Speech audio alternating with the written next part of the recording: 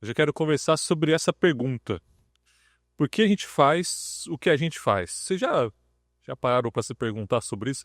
A Winnie e eu, quando a gente foi casar, a gente se perguntou muito assim, né? Por que a gente vai fazer uma festa para trocentas mil pessoas, chamar vizinho, chamar amigo de infância? A festa que você chama todo mundo, assim, é o velório, geralmente, né? Todo mundo passou por sua vida, não o casamento, né? A gente começou a se perguntar sobre as tradições e tudo mais, e desde pequeno eu tenho esse negócio de ficar inconformado com as coisas.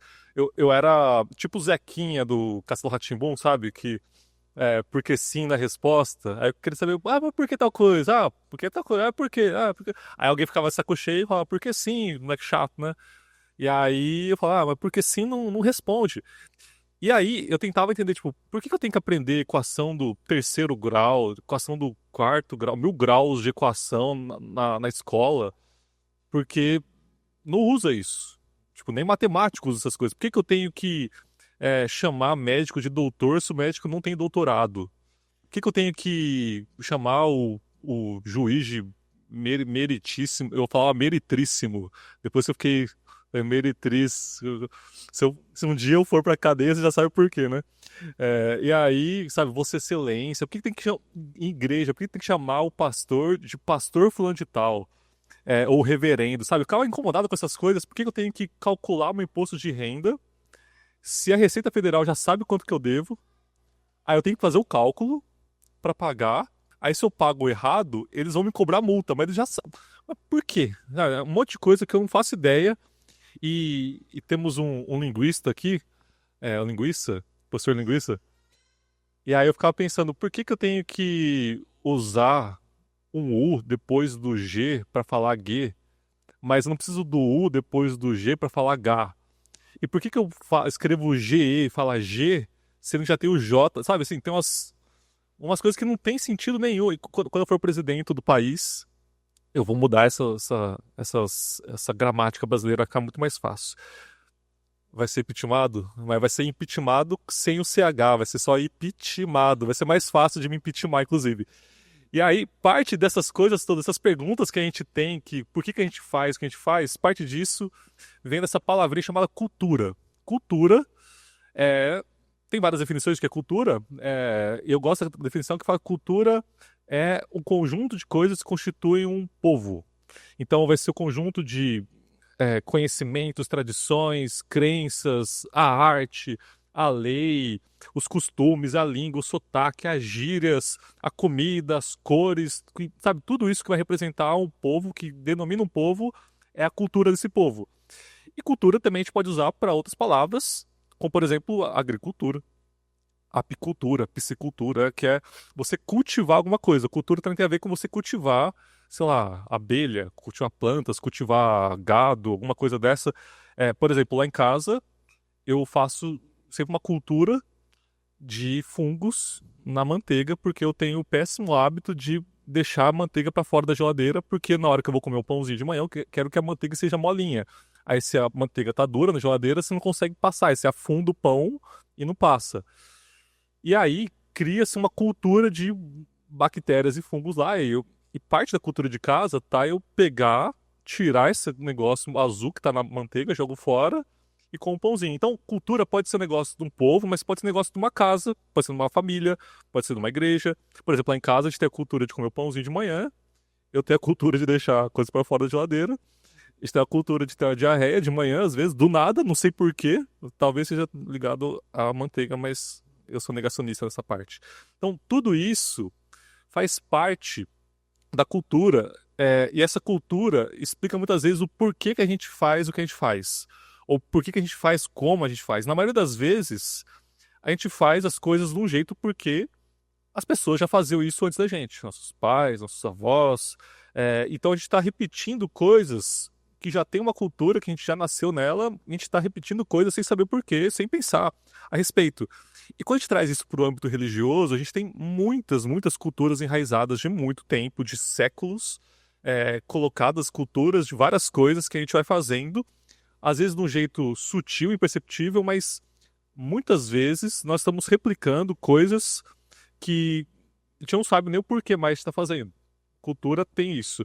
Eu lembro que tem um tio meu que ele me contava numa história de uma igreja, acho que era em São Paulo, sei se eu já contei a história pra vocês, talvez, mas era uma igreja que fez o salão num lugar que era meio improvisado. Era tipo, não sei se era um estacionamento, era um lugar que era meio baixo o teto. E aí, nesse salão tinha uma viga que ficava, assim, o teto, sei lá, era 2 metros e pouco de altura, e tinha uma viga que ficava a 1,80 m, sei lá. Então, quando as pessoas iam passar, tinha que baixar a cabeça pra não bater a cabeça na viga. Então, todo mundo passava pelo meio do salão, abaixava a cabeça, assim, dava uma abaixadinha. E aí, arrumaram o salão. Não sei se rebaixaram o teto, ou o piso, ou subiram o teto, alguma coisa assim, e não tinha mais problema de bater a cabeça. Mas as pessoas que já eram daquela igreja continuavam passando naquele lugar, abaixavam e continuavam andando. E aí chegou uma outra geração de pessoas na igreja que viu as pessoas fazendo aquilo e chegava naquele pedaço, abaixava. Depois tinha uma outra geração de pessoas que nem sabia que existia aquela viga, mas continuavam abaixando a cabeça porque aquilo virou um costume, uma coisa que as pessoas repetiam e do mesmo jeito que a gente faz, sei lá, dentro do espectro cristão, sinal da cruz. A gente se apega a uma tradução da Bíblia. Ah, a Bíblia tem que ser na Almeida, sabe? Alguma coisa assim. A gente é, canta hinos muitas vezes, a gente, cristandade, canta hinos muitas vezes, ou músicas, é, que hino é um tipo de música, inclusive essa divisão de hino e música é uma outra tradição. Canta aí músicas de letras que não fazem o menor sentido, que a gente não sabe o que está significando a letra, mas canta mesmo assim. E tem aquelas coisas, tipo, saudar com a paz do Senhor, na outra igreja sauda com a paz de Deus, a outra graça e paz. Então cada uma tem a sua tradição, cada uma na sua cultura, repetindo coisas que lá atrás faziam algum sentido, provavelmente, mas que esse sentido no meio do caminho foi perdido e a gente está replicando coisas sem saber por quê, é, fazendo coisas por tradição. E tradição é um dos elementos que forma uma cultura, dentro de todos os elementos. E hoje eu quero falar sobre essa cultura que a gente vive, do que a gente faz, por que a gente faz, como a gente faz e como essa cultura pode ou não fazer sentido pra gente. E para isso, a gente vai falar um pouquinho sobre Paulo, não este Paulo, um outro Paulo um pouquinho mais famoso que esse, que esteve em Atenas. E Lucas, não esse Lucas, um mais famoso que esse, um pouco menos famoso talvez, relatou isso em Atos, no capítulo 17. E falando em tradição, cultura, Paulo era um cara que entendia muito bem disso. Paulo, ele era um judeu, mas que nasceu em Tarso, que era uma região da Sicília, que era dentro do Império Romano. Todo era o Império Romano, basicamente, né? Mas ele era um cara que conhecia muito bem a cultura do Império Romano, porque ele era um cidadão romano, mas ele conhecia muito bem a cultura judaica, porque ele era judeu. Muito provavelmente ele cresceu em Jerusalém, ensinado por um dos mestres mais famosos da época lá, cresceu aprendendo as leis e tudo mais. E aí Paulo conhecia essas culturas diferentes e sabia passear entre as duas. E depois de conhecer Jesus, Paulo, antes ele era um perseguidor da igreja, aí ele vira um missionário e começa a sair por aí pregando em toda a cidade que ele passava, e pregava, e ensinava o pessoal, e fundava igrejas, e saía por aí pregando sobre Jesus. E num desses lugares, uma dessas viagens que ele fez, ele chegou em Atenas, que era o berço da civilização grega. E se você quiser deixar aberto aí, Atos 17, 16, 34, a gente vai colocar os slides aqui, mas ainda mais se você está sem óculos hoje, aí você consegue ler. Dá pra ler aqui? Não dá pra ler, né? Nem eu consigo ler direito. Tá ruim aqui. Mas enfim. O texto começa assim: enquanto Paulo esperava por eles eram Silas e Timóteo, que estavam indo encontrar ele em Atenas, ficou muito indignado ao ver ídolos por toda a cidade. Por isso ia à sinagoga debater com judeus e com gentios, tementes a Deus, e falava diariamente na praça pública a todos que ali estavam.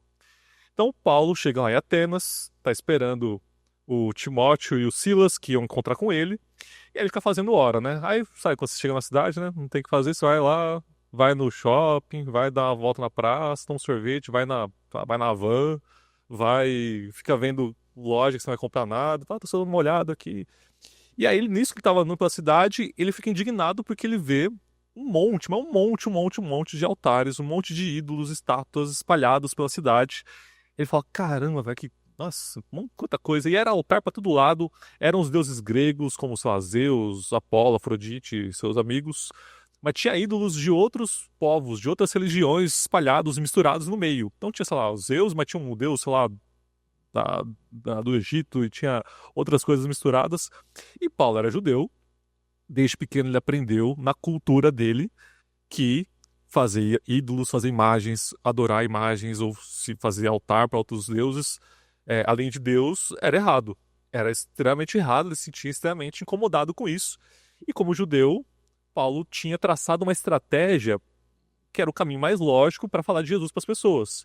Então ele chegava numa cidade, que nem Atenas, ou sei lá, Corinto, todas as cidades que ele passou, ele ia conversar primeiro com as pessoas que eram da mesma cultura que ele. Ele ia procurar judeu naquela cidade, o que faz muito sentido.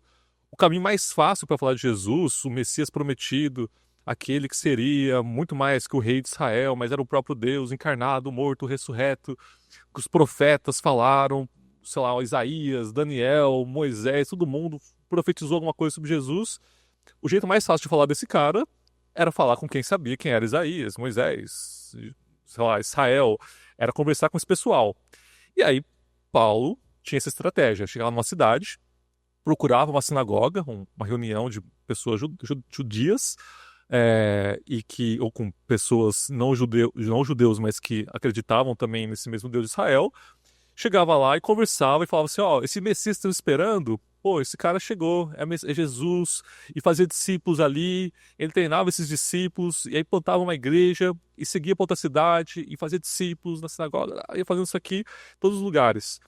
E aí, Jesus falava isso para essas pessoas, então chegava numa sinagoga, entrava na sinagoga, falava, oi, tudo bom?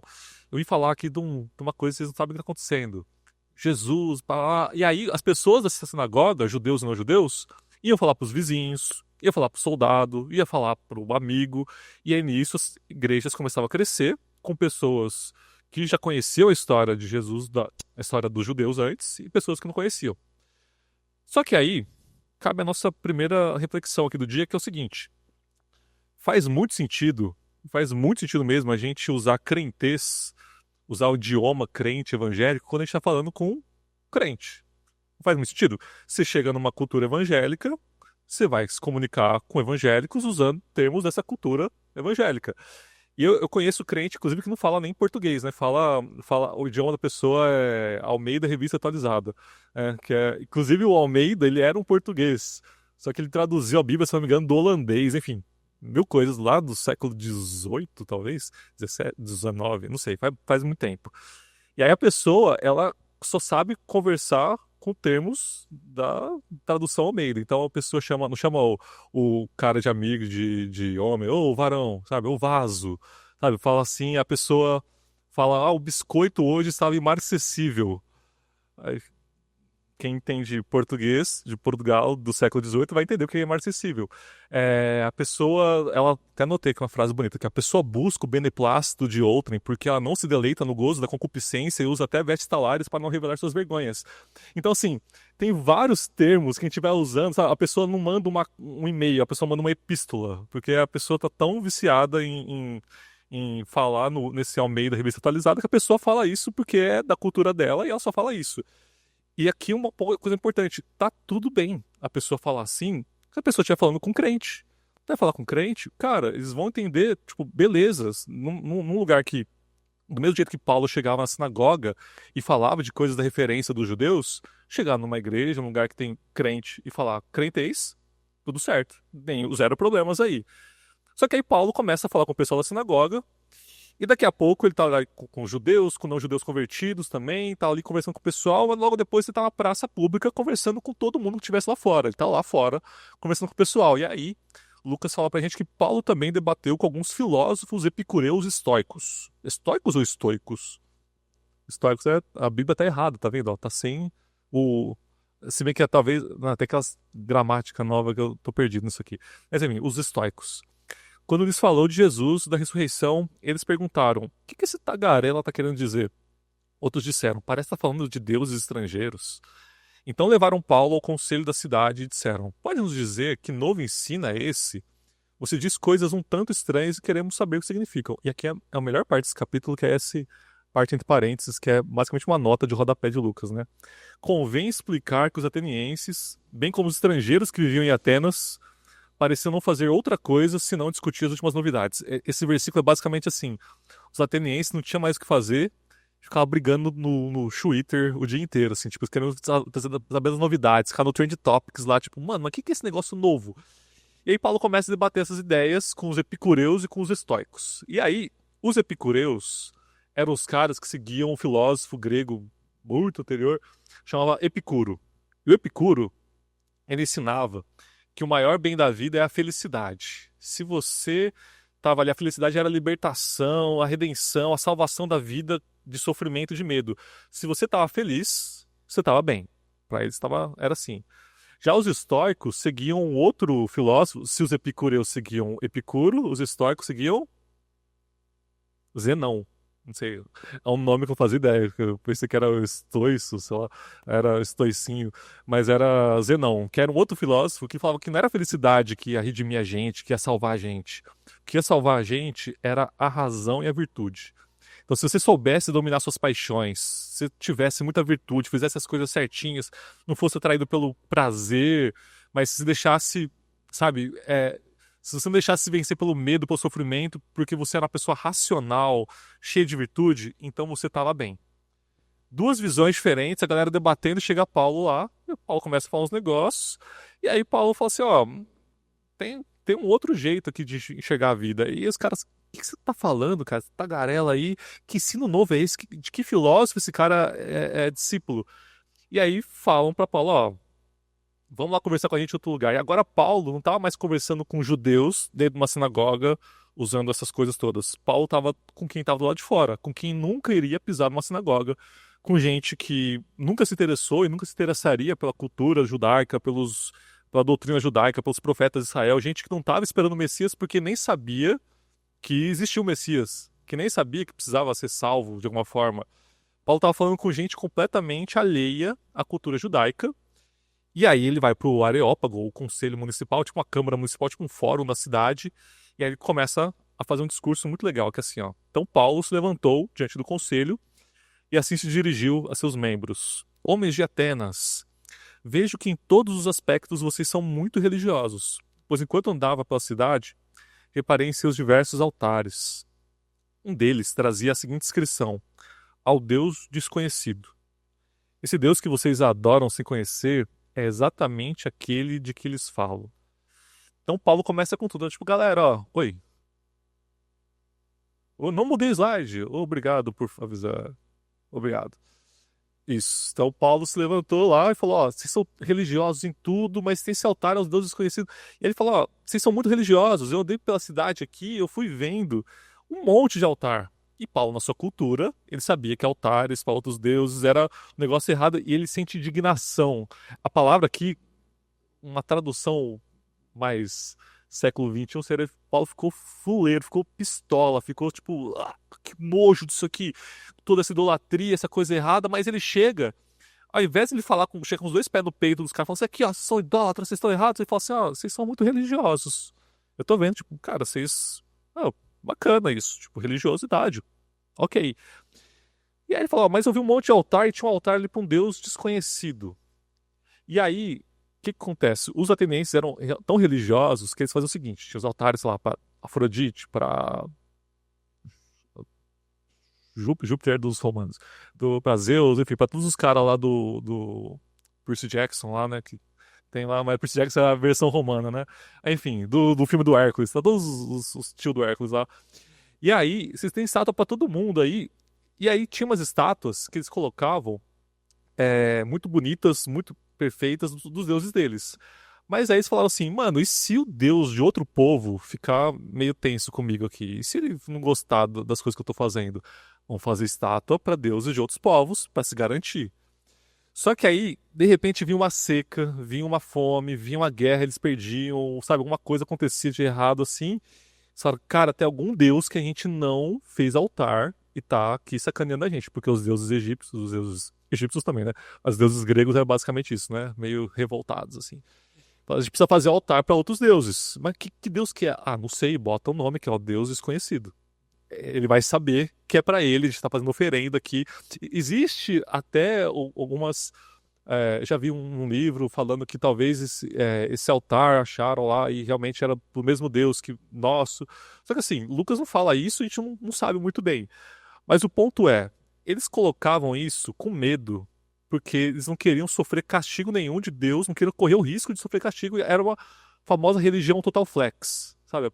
Vai tudo ali, ó. E é muito do que a gente vê hoje em dia, sabe? Tem gente que vai no culto, depois vai na missa, vai no terreiro, vai no centro, vai na LBV, vai no Seit Noé, vai no Rinodê, vai no Herbalife, vai em todas as coisas possíveis, vamos cobrir todos os pontos cegos que a gente tem aqui, porque a gente precisa se proteger.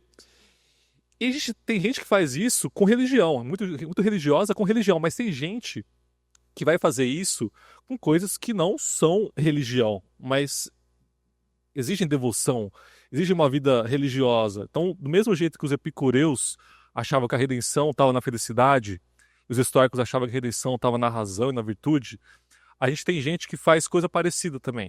A gente tem gente que acha que a redenção vai estar na ideologia A ou B.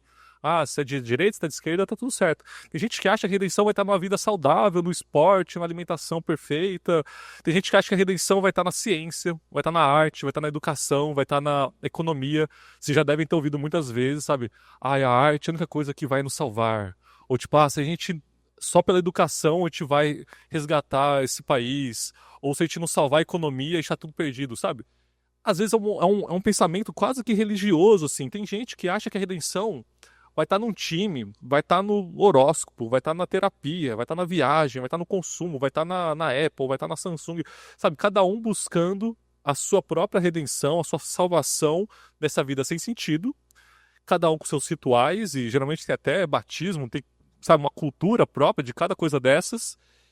Só que a gente vai vendo essas religiões crescendo, só que sem uma religião de fato, né? Inclusive a religião que mais cresce hoje em dia, não sei se vocês sabem, eu vi uns dados esses dias atrás, chama Testemunhas de Strava. É aquela galera que fica postando coisa no Strava, sabe? Que corre, que pedala, sabe? Que fica postando os stories ali. Não sei. Vai que alguém se perdeu nessa igreja já nesse ponto. Não sei. Mas é quase uma seita, sabe? O pessoal vai. Tem a roupinha que eles usam, acorda de madrugada pra sair todo mundo junto, em conjunto. E aí fica tentando chamar você pra dentro desse negócio, tentando. Oi? O Lucas tá se perdendo no caminho ali, né? É verdade. Tô brincando, viu, velho? Mas, e não tem, né, o glória a Deus do Strava é o Kudos, né? Kudos, essa pessoa pela corrida, Kudos, sabe, manda um negócio. É Kudos? Não sei como fala. Tomar cuidado com a quinta série nesse momento, né? Mas enfim, aí, mas assim, pelo amor de Deus, gente, não é nada contra correr, pedalar, nada contra você gostar da marca X, Y, torcer para um time com ou sem mundial, nada contra você ser de uma ideologia A ou B, nada contra você gostar e ser entusiasta da arte, da educação, da economia, nada contra vender Renaudet ou Herbalife, tá tudo certo. Isso, tipo, essas coisas todas são coisas boas. O ponto é, nada disso salva. Nada disso redime, nada disso resolve o buraco que a gente tem na nossa alma por conta da desconexão que a gente tem com Deus desde Adão e Eva. Nada disso vai salvar a gente. E aí Paulo continua o seu discurso. Ele vai falar assim, ó, esse Deus desconhecido que vocês fizeram um altar ali, ergueram esse altar, fazem oferendas para ele, esse Deus que vocês adoram sem conhecer, eu conheço. Esse aí, eu conheço esse aí. Então eu não venho falar de uma nova filosofia, eu não venho falar de uma outra doutrina de pensamento, sabe, filosófico, não. Eu vim falar de um novo jeito de enxergar a vida e o propósito dela através das lentes do evangelho. Eu vim falar de uma pessoa, não é a felicidade ou a razão que vai salvar a gente, é um cara. E eu não vim para falar sobre um filósofo, mas eu vim falar sobre o Deus desconhecido. Eu vim apresentar esse Deus desconhecido para vocês. Ele começa a apresentar. Ele é o Deus que fez o mundo e tudo que nele há. Uma vez que é Senhor dos céus e da terra, não habita em templos feitos por homens e não é servido por mãos humanas, pois não necessita de coisa alguma. Ele mesmo dá vida e fôlego a tudo e supre cada necessidade de um só homem, sobre cada necessidade. De um só homem ele criou todas as nações da terra, tendo decidido de antemão onde se estabeleceriam e por quanto tempo. Esse Deus desconhecido, esse Deus simplesmente é quem criou tudo. Esse Deus que criou tudo, do universo, as pessoas, sabe? Foi ele. Não foram os deuses, ele não falou, mas fica implícito, não foram os deuses do Olimpo que criaram tudo, não foram os outros deuses de outros povos, foi esse Deus desconhecido por vocês. Ele é Senhor soberano dos céus e da terra, Senhor do cosmos. Ele usa a palavra cosmos, que os gregos, tipo, do tudo, do universo. Ele é o Senhor de tudo. Muito maior que Zeus, muito maior que Apolo, muito maior que os titãs que lutavam com eles, muito maior que tem os titãs, tem os Paralamas também, do sucesso, os Jota Quests lá da Grécia. Ele é diferente dos outros deuses porque ele não vai morar num templo que vocês construíram com pedra. Tá bonito o templo, mas ele não vai morar aqui. Ele não vai ser servido por nós. Tipo, quem é a gente para servir esse Deus? Ele não precisa de nada. Ele é único, ele é perfeito, ele é completo, ele é inteiro em si mesmo. E diferente de seus deuses, ele não precisa nem ser cultuado. Isso é um ponto muito importante, que se Deus não precisa de nada, ele precisa ser cultuado? Não. E tem umas semanas atrás que o Fer tava pregando aqui e eu senti uma torta de climão, assim, porque ele falou um negócio que, ele falou assim, que esse tipo de reunião que a gente faz aqui é inútil. Ele falou assim, ó, essa reunião, o tipo de coisa que a gente faz aqui é inútil. E realmente, por que a gente faz o que a gente faz aqui? Por que a gente vai se reunir aqui? Se Deus não habita em templo feitos por pessoas, se Deus não precisa de nada, se Deus não pode ser servido por mãos humanas, se Deus... Sabe, por que a gente insiste em querer servir a Deus, querer fazer alguma coisa, sabe, querer... Se Deus não precisa, por que eu estou fazendo isso? Em inglês, inclusive, o termo que a gente usa para culto é service, é serviço. Da mesma... uma continuidade do serviço religioso que os judeus faziam lá atrás, os sacerdotes, os levitas. A gente faz isso, mas por que nós fazemos o que nós fazemos? Se Deus não precisa. E aí a gente pode pensar, para aprender. Venho aqui na igreja, venho no culto para aprender. Mas você podia aprender em casa. Podia ver vídeos de pregações muito melhores do que essa que eu estou fazendo agora em casa. Você podia ler a Bíblia em casa. Você pode, sei lá, ler livros do Tim Keller em casa, sabe? Fazer curso de teologia EAD. Aí a gente pode pensar, mas eu venho aqui para me encontrar com meus irmãos também, comunhão. Mas a gente pode fazer isso numa praça, a gente pode fazer isso na casa, a gente pode fazer isso, sei lá, numa padaria. A gente só não pode fazer isso num shopping, porque até agora não tem shopping em São João. Prometeram várias vezes, mas a gente pode ir no Big Bom, que é quase o shopping são-joanense. A gente pode fazer isso lá também. Eu venho para me recarregar, eu venho para me preparar para a semana, eu venho para cumprir um mandamento, eu venho para não apanhar os meus pais, talvez, eu fiz isso já. E aí a gente pode achar várias razões, e aí eu penso Paulo olhando pra gente, falando assim, são-joanenses e platenses, eu vejo que em tudo vocês são muito religiosos, mas esse Deus não precisa do que vocês estão fazendo. Ele não precisa ser servido, não precisa nem ser cultuado. E aí Paulo vai continuar esse discurso, ele fala assim, seu propósito era que as nações buscassem a Deus e tateando, talvez viessem encontrá-lo, embora ele não esteja longe de nenhum de nós, pois nele vivemos, nos movemos e existimos. Como disseram alguns de seus próprios poetas, somos descendência dele. E por ser isso verdade, não devemos imaginar Deus como um ídolo de ouro, prata ou pedra projetado por artesãos. O propósito de Deus é que as nações o buscassem, que as nações, tateando, talvez encontrassem ele. O propósito não era que só Israel buscasse a Deus, o propósito não era só que judeus buscassem a Deus, não era só esse povo, mas era que as nações. E aí a gente viu, tá vendo essa série de mensagens que o Fer tá fazendo, que Israel tem esse chamado para ser, desde Abraão, farol para as outras nações, para que as nações conhecessem a Deus. No meio de todo mundo ali, era para o povo olhar, as nações ao redor, olhar e ver um estilo de vida tão diferente, tão único, tão bom, um povo tão justo, um povo tão, sabe, atrativo, um jeito, cara, que povo é esse? Eu quero me aproximar. As pessoas deveriam se aproximar de Israel, e ao se aproximar de Israel, conheceriam esse Deus, e assim viveriam a vida que esse Deus fez para ser vivida. Israel vai e falha nisso, não faz isso. E aí essa missão é passada para a igreja. A bola tá com a gente agora, a igreja com I maiúsculo, todos nós. E aqui Paulo dá uma aula de teologia muito legal, que aqui então uma coisa muito bacana que Paulo fala assim, ó, como disseram alguns de seus próprios poetas. Vocês repararam que nesse discurso de Paulo, até agora, ele citou um total de 0 coisas do Antigo Testamento? Paulo não fala de nenhum profeta, Paulo não fala de nenhuma profecia, não vai falar de Moisés, não vai falar de Abraão, Paulo não vai falar de nada disso, Paulo vai falar de poeta grego. uma coisa que os gregos ali que estavam ouvindo iam entender. Ele cita Epimênides, que é um poeta grego que era bem conhecido na época, hoje eu já não conheço muito não.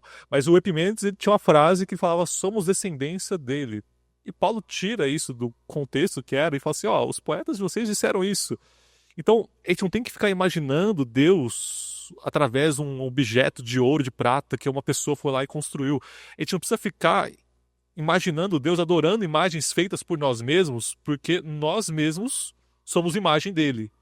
Somos descendência dele. Paulo aqui, ele adequa a mensagem para aquelas pessoas que na cultura deles, e a partir da cultura deles, iam conseguir conhecer Deus. Ele não pega elementos da cultura judaica para falar com os gregos. Ele pega coisas da cultura grega para falar com os gregos. Da mesma maneira que se a gente for falar com crente, a gente vai usar crentez. Mas se a gente quiser falar com quem nunca pisou numa igreja, ou quem não conhece a Deus, ou quem não... Faz sentido de falar ouro de Ofir. Até hoje, 36 anos, quase 37, eu não sei quem é o Ofir que fez um ouro muito bom, aparentemente. Não sei nem diferenciar um ouro do outro. Faz sentido de falar sobre sua transgressão. O que é transgressão, cara? Não sei o que é isso. A mura de transgrediu, sabe? Aí faz um sentido. Mas faz sentido de falar, de, sei lá, chamar o outro de varão. Varão é aquele negócio ali que tá segurando a cortina, gente. Pelo amor de Deus, o que é o varão ali, sabe? Não faz sentido nenhum. Só que, se a gente vai falar com um não crente, a gente pega a música do Jota Quest e vai falar, cara, os dias melhores que a gente tá falando aqui, os dias melhores são os dias que a gente conhece a Jesus e vive com ele, já vivendo a eternidade desde agora. Não é só sobre o futuro, vou esperar. Não, a gente já começa a viver a vida eterna quando a gente conhece a Deus. Eu vou olhar para, sei lá, para coisa da cultura meritocracia e falar assim, cara, meritocracia é muito bonito, mas a gente é tudo ruim. Se meritocracia for verdade, a gente merece a extinção, a morte. Mas Jesus merecia a vida. E ele troca a vida dele pela nossa morte. Ele dá o que a gente não merece. Então, assim, a gente pode chegar na escola, e ao invés de ficar brigando com um professor de ciência, estão ensinando evolucionismo, estão ensinando que o mundo foi criado no Big Bang. Fala, cara, quando teve o Big Bang, era Deus falando, haja luz e houve luz. Então a gente pode pegar elementos dessa cultura para usar para falar com as pessoas na cultura delas. Aí chega alguém e fala assim, mas é o Espírito que faz a obra, né, gente? Mas Jesus fala, vão vocês por todo mundo. Não falou, Espírito, vai por todo mundo. Falou, vão vocês por todo mundo, vão pregar com as pessoas, vão pregar, falar sobre quem eu sou, em cooperação com o Espírito, traduzindo essas boas novas, decodificando essas boas novas, para as pessoas poderem, na sua própria cultura, ter oportunidade de conhecer quem Jesus é, quem Deus é, o que Deus fez por nós. E aí Paulo vai continuar falando assim, no passado, Deus não levou em conta a ignorância das pessoas acerca dessas coisas.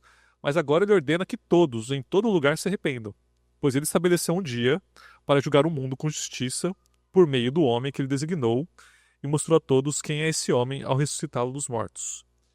Deus deu um tempo para todo mundo descobrir quem ele era. Deus deu oportunidade, mas agora Deus quer que as pessoas se arrependam.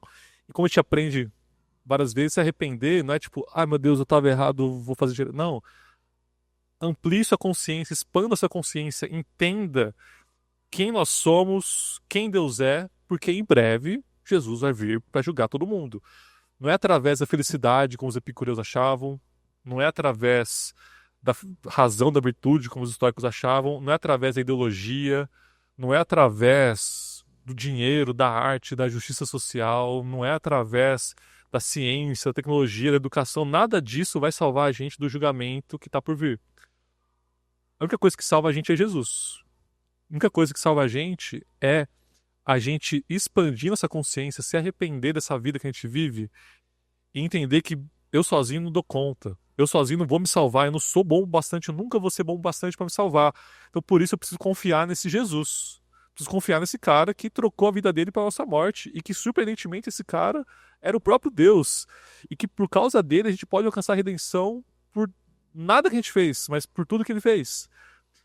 A mensagem de Paulo era essa. E ele termina aqui essa mensagem com uma coisa que é muito importante, que é a urgência. Paulo entende uma coisa que é a urgência.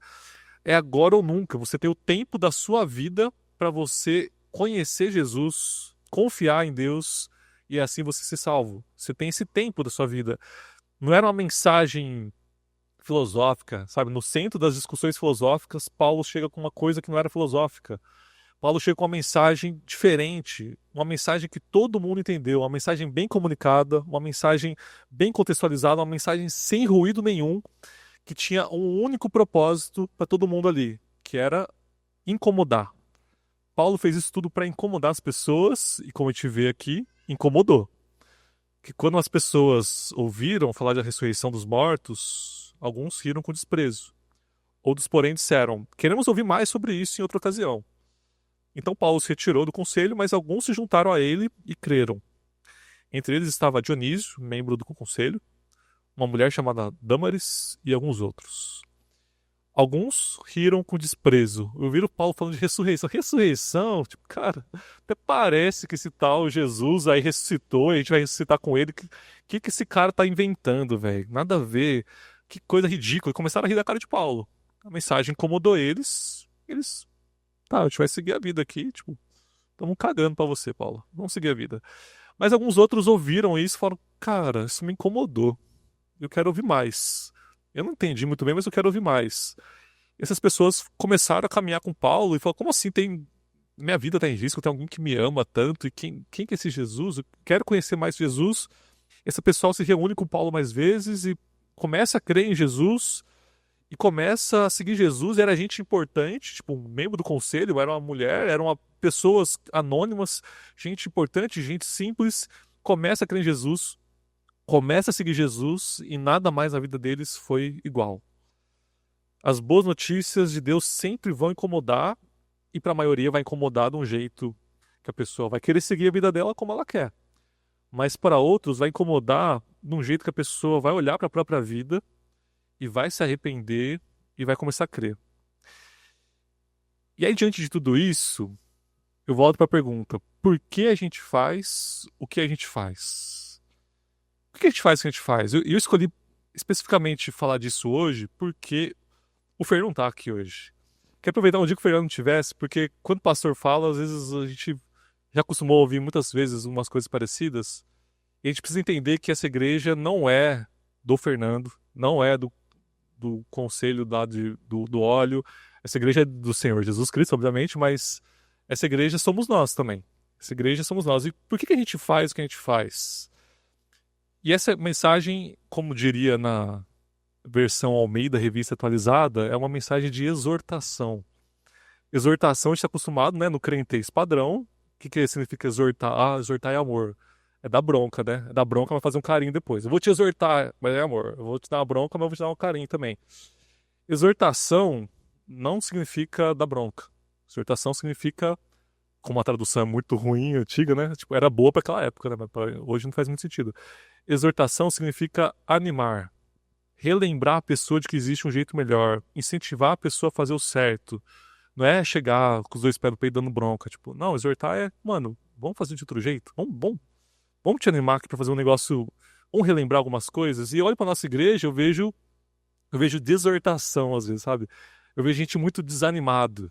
Eu vejo uma igreja desincentivada, muitas vezes esquecida do que a gente foi chamado para ser. E eu sei, teve a pandemia, eu sei, teve pessoas que mudaram de cidade, teve gente que saiu, teve gente que teve briga, teve dinheiro que faltou, teve ajuda que falaram que ia chegar e nunca chegou essa ajuda de fato, ou como a gente esperava. No meio disso, teve um monte de coisa que aconteceu que a gente não teve controle disso e eu vejo que nós acabamos perdendo um pouco a capacidade de sonhar e de responder as coisas de um outro jeito.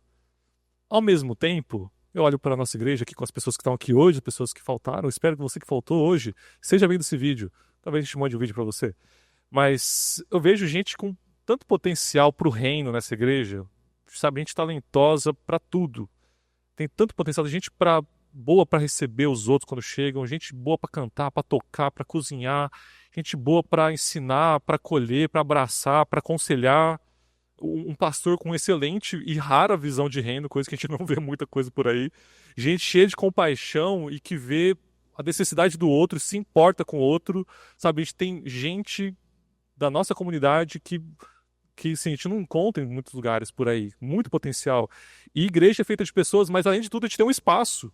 que é excelente, um espaço bom, cheio de potencial para a gente fazer tanta coisa, para acolher tanta gente.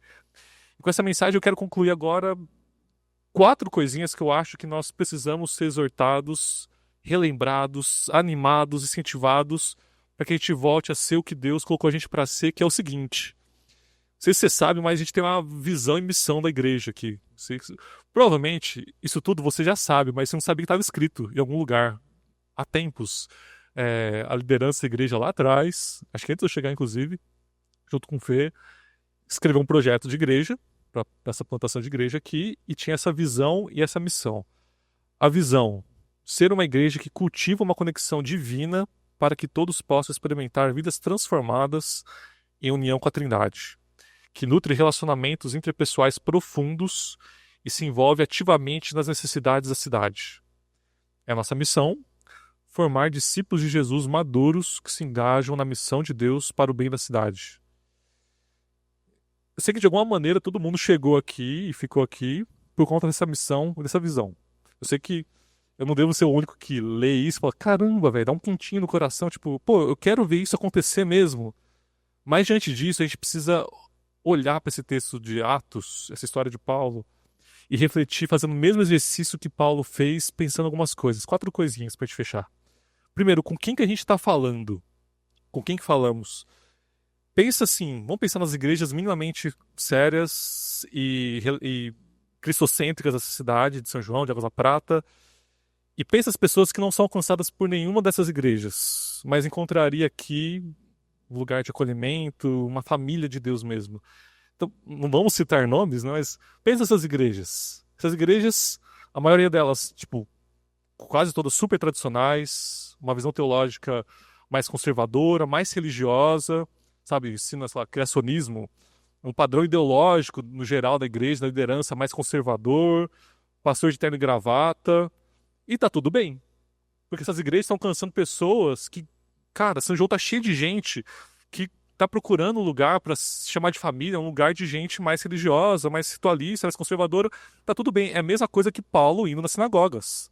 Tá tudo certo. As pessoas estão indo lá do mesmo jeito que Paulo estava pregando para os judeus. Tá tudo certo.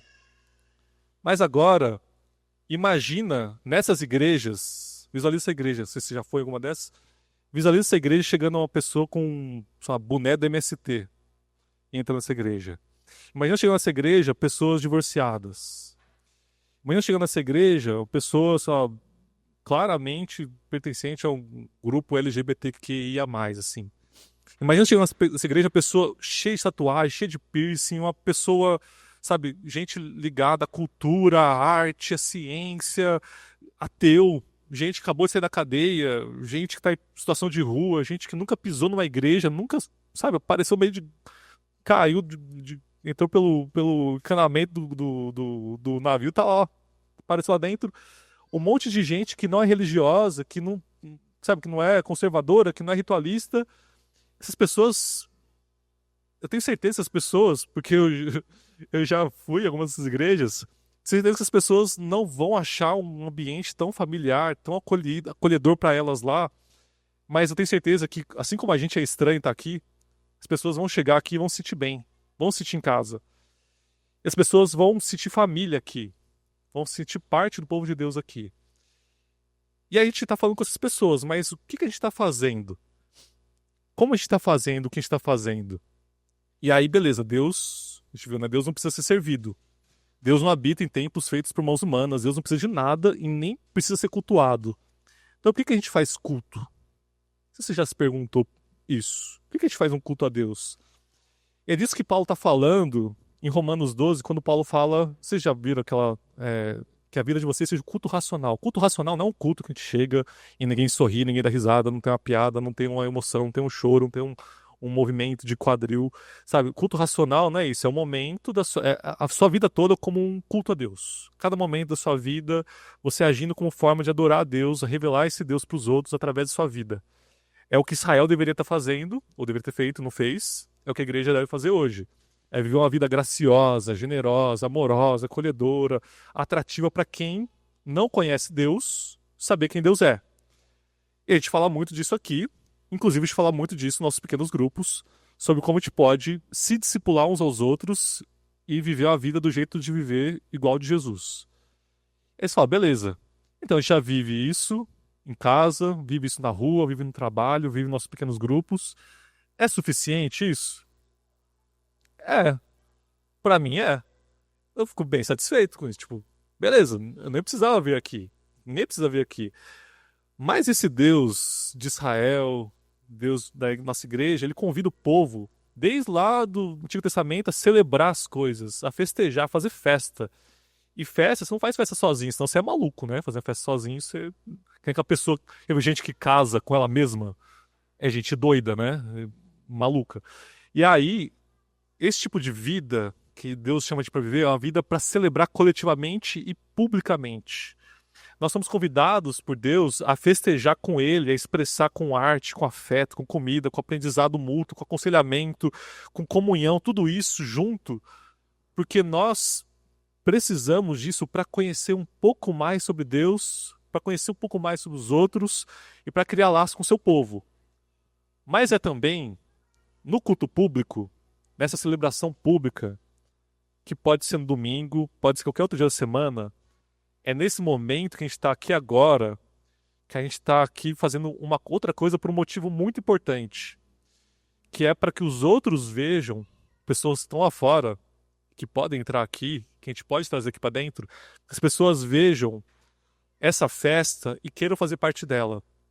O culto público, ele é importante para a gente que está aqui de dentro, mas é importante para quem vai de fora, muito mais importante. Porque esse momento de cantar, de comer, de agradecer, de abraçar, de ouvir, de se aconselhar, de se animar em conjunto, é um momento em que fazemos várias coisas que Deus não precisa, mas que as pessoas que ainda não conhecem a Deus vão olhar isso que está acontecendo aqui e vão falar, cara, eu quero conhecer isso, eu quero fazer parte disso.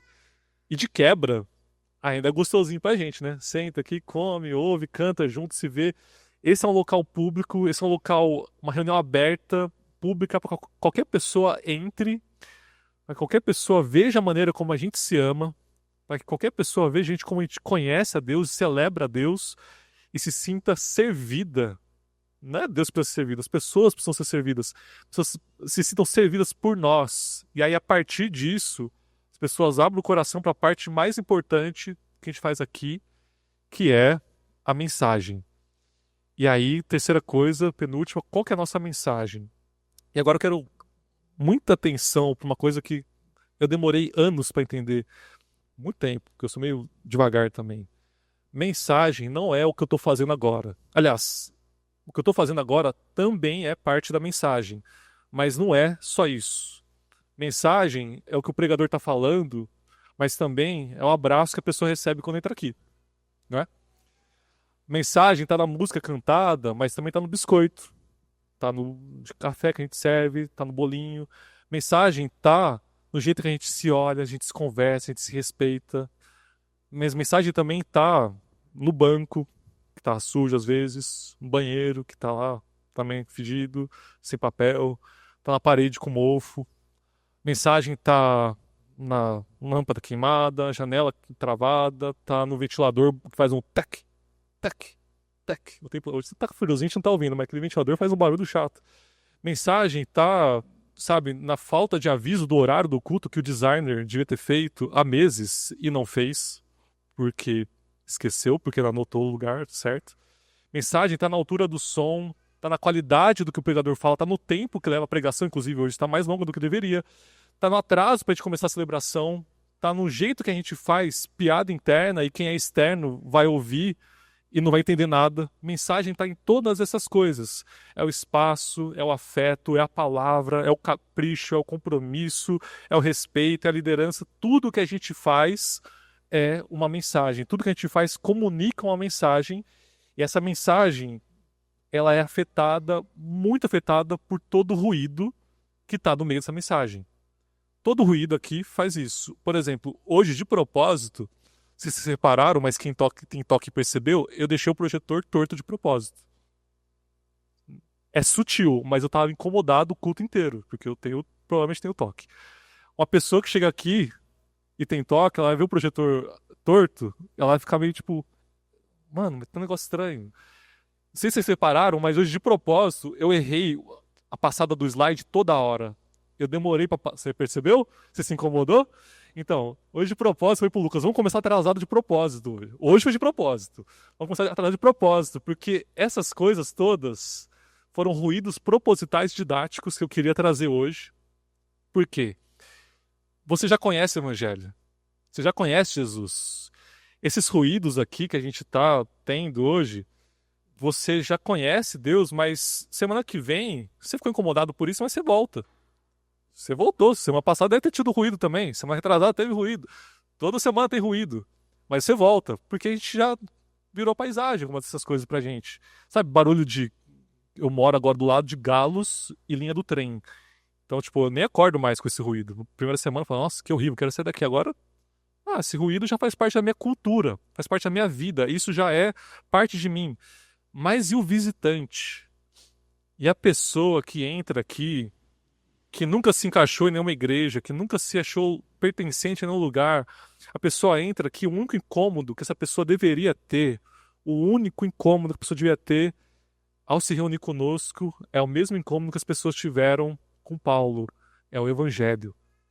É nenhum outro ruído. O incômodo que a pessoa devia ter é de olhar para o que ouviu, para o que sentiu, para o que conversou, e olhar para a vida dela, e olhar para quem Deus é e o que Deus fez, e ela ficar incomodada ao ponto de ter duas opções.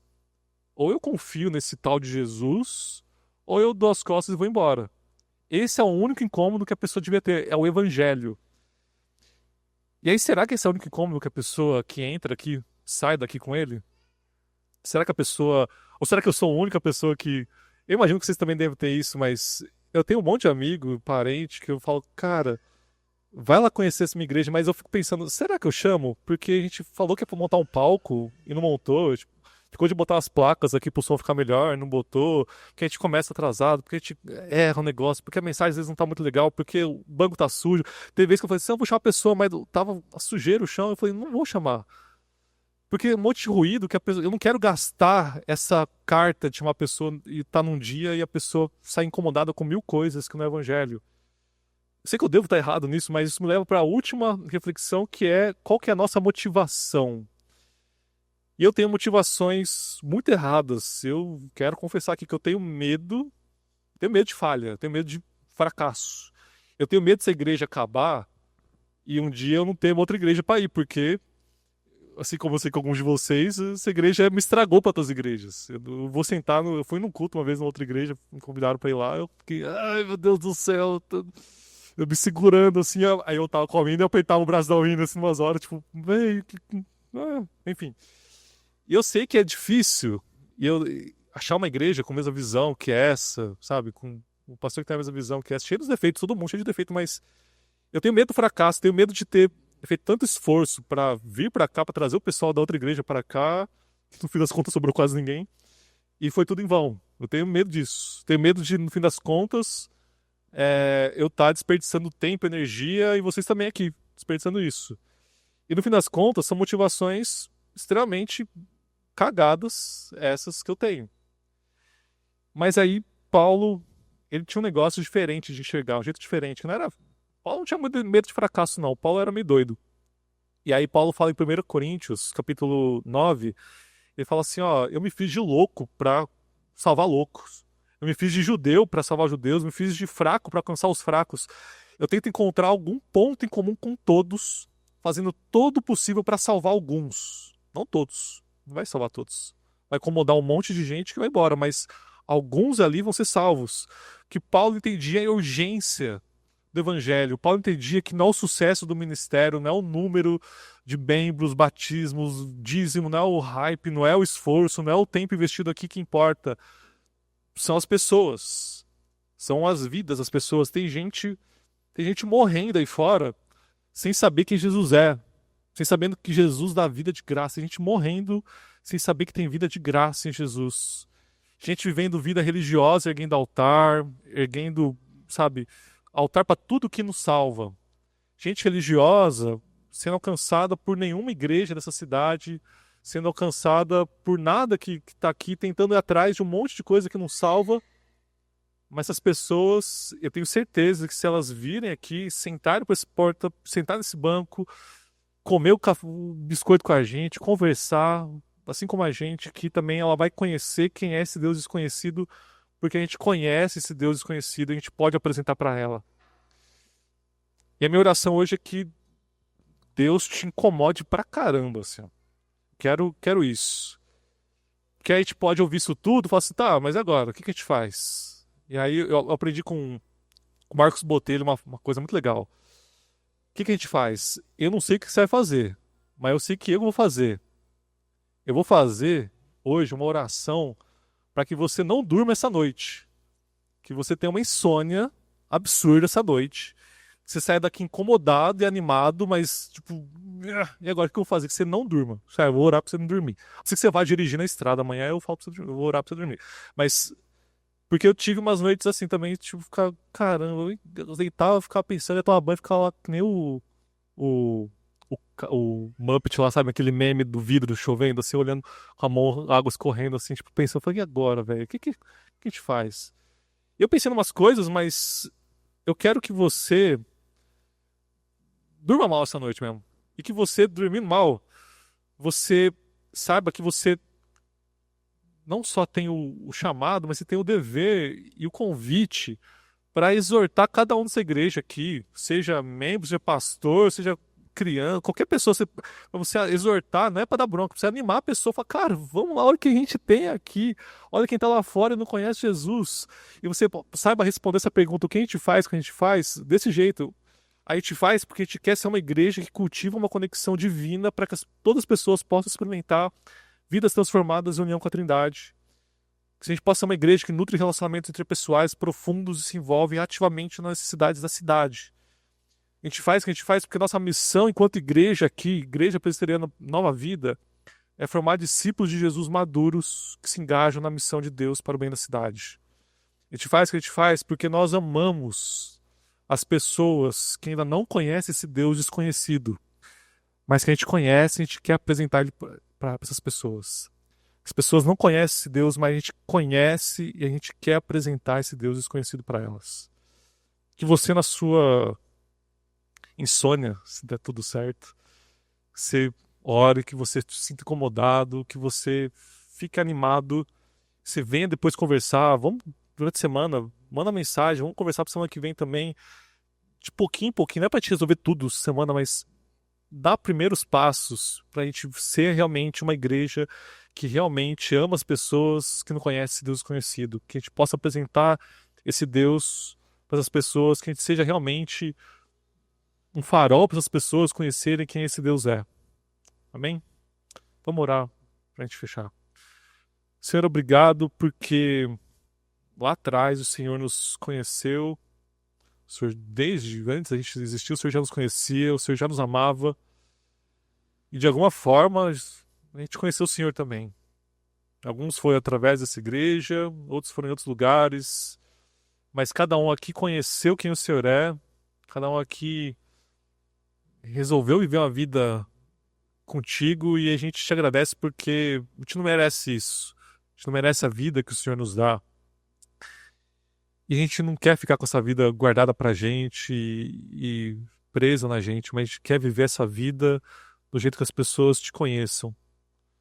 Senhor, a gente tem vivido diferente no nosso trabalho, nossa escola, nossa família, nosso bairro. A nossa vida tem sido transformada e a gente sabe que o Senhor tem transformado pessoas ao redor através da gente. Isso é graça sua também. E, Senhor, a gente sabe que o Senhor colocou no coração do Fer e de outras pessoas dessa igreja lá atrás uma visão, uma missão de alcançar quem não te conhece, de viver vidas maduras com relacionamento contigo, de mudar essa cidade, mas tanta coisa aconteceu e a gente acabou esquecendo, Senhor. A gente acaba esquecendo e se esfriando e desanimando, mas Pai, que a gente tenha insônia essa noite, que a gente não durma direito, que a gente se incomode, que a gente entenda que o Senhor nos chamou para mais que isso. Que cada pessoa aqui, ou quem está ouvindo depois pelo YouTube, que essas pessoas se incomodem e queiram fazer parte disso de um jeito diferente, que as pessoas queiram pegar no arado mesmo e que a gente possa, Senhor, começar em mim e em todos os outros, que a gente tenha mais compromisso, mais dedicação, que a gente tenha mais sonhos, mais ânimo, que a gente tenha mais vontade de alcançar as pessoas, porque as pessoas estão morrendo lá fora e a gente tem a vida que pode ser compartilhada com elas. Isso que eu te peço, eu te agradeço porque o Senhor é bom demais e a gente quer que as pessoas te conheçam também. Amém.